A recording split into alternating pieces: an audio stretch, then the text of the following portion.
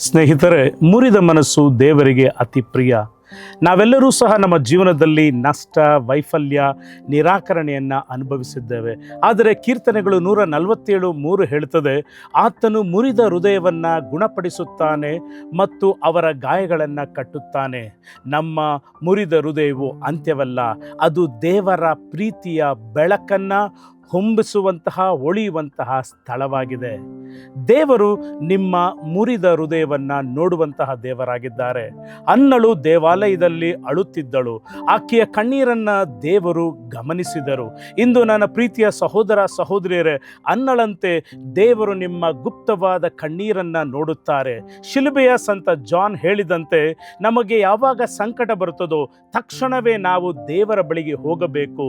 ಕಾರಣ ನಾವು ದೇವರಿಂದ ಶಕ್ತಿಯನ್ನು, ಜ್ಞಾನವನ್ನು, ಸೂಚನೆಯನ್ನು ಪಡೆಯುವಂತಹ ಸ್ಥಳ ದೇವರ ಸನ್ನಿಧಾನವಾಗಿದೆ.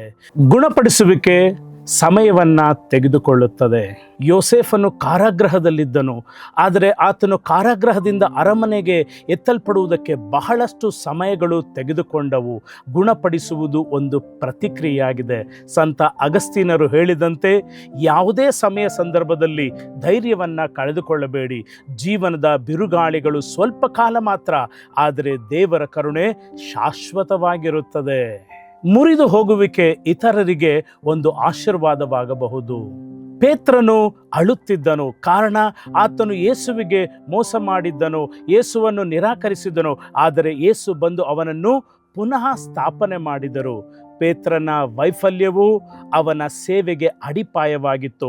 ಸಂತ ಅಗಸ್ತೀನರು ಹೇಳುವಂತೆ, ದೇವರು ತಾನು ದ್ವೇಷಿಸುವುದನ್ನು, ತಾನು ಪ್ರೀತಿಸುವುದನ್ನು ಸಾಧಿಸಲು ಅನುಮತಿಸುತ್ತಾರೆ. ನಿಮ್ಮ ಗಾಯದ ಗುರುತುಗಳು ಇತರರಿಗೆ ಭರವಸೆಯಾಗಬಹುದು. ನೀವು ಇನ್ನೂ ಪ್ರಿಯರು. ದುಂದುಗಾರನ ಮಗನು ತಂದೆಯ ಆಸ್ತಿಯನ್ನು ಎಲ್ಲವನ್ನೂ ಸಹ ಕಳೆದುಕೊಂಡು ಬಂದರೂ ಸಹ ತಂದೆ ಅವನನ್ನು ಅಪ್ಪಿಕೊಂಡನು. ಪಾಪದಿಂದ ಮುರಿದು ಹೋದರೂ ಅವನ ತಂದೆ ಅವನನ್ನು ಅಪ್ಪಿಕೊಂಡನು.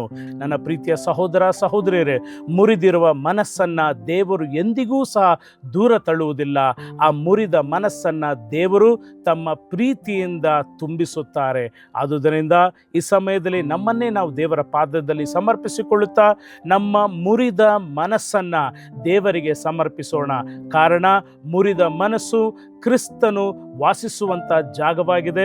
ಅದನ್ನು ಗುಣಪಡಿಸುತ್ತಾ, ಅದನ್ನು ಪುನಃಸ್ಥಾಪಿಸುತ್ತಾ, ಅದನ್ನು ರೂಪಾಂತರಗೊಳಿಸುತ್ತಾರೆ. ಪ್ರಾರ್ಥಿಸೋಣ.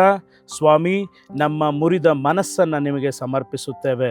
ನಿಮ್ಮ ಪ್ರೀತಿಯಿಂದ ನಮ್ಮ ಮುರಿದ ಮನಸ್ಸುಗಳನ್ನು ಗುಣಪಡಿಸಿರಿ. ಆಮೇನ್.